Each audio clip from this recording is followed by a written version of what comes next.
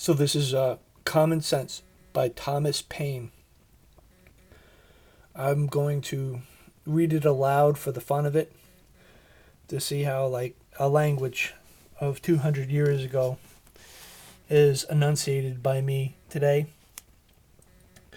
I'll just read a page. Absolute governments, though the disgrace of human nature, have this advantage with them, that they are simple. If the people suffer, they know the head from which their suffering springs, know likewise the remedy, and are not bewildered by a variety of causes and cures. But the Constitution of England is so exceedingly complex that the nation may suffer for years together without being able to discover in which part the fault lies. Some will say in one and some in another, and every political physician will advise a different medicine.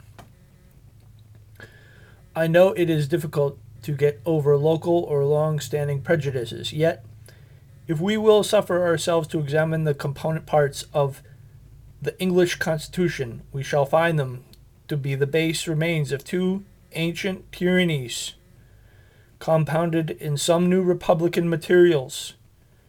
First, the remains of monarchical tyranny in the person of the king. Secondly, the remains of aristocratical tyranny in the persons of the peers. Thirdly, the new republican materials in the persons of the commons, on whose virtue depends the freedom of England.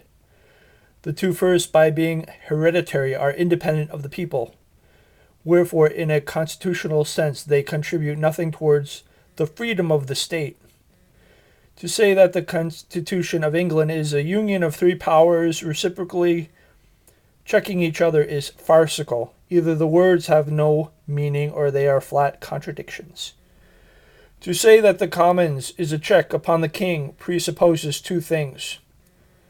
First, that the king is not to be trusted without being looked after, or in other words, that a thirst for absolute power is the natural disease of monarchy.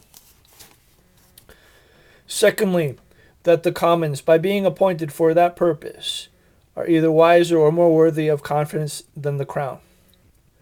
But as the same Constitution, which gives the Commons a power to check the king by withholding the supplies, gives afterwards the king a power to check the Commons by empowering him to reject their other bills, it again supposes that the king is wiser than those whom it has already supposed to be wiser than him. A mere absurdity. There is something exceedingly ridiculous in the composition of monarchy. It first excludes a man from the means of information, yet empowers him to act in cases where the highest judgment is required. Thomas Paine, Common Sense, 1776.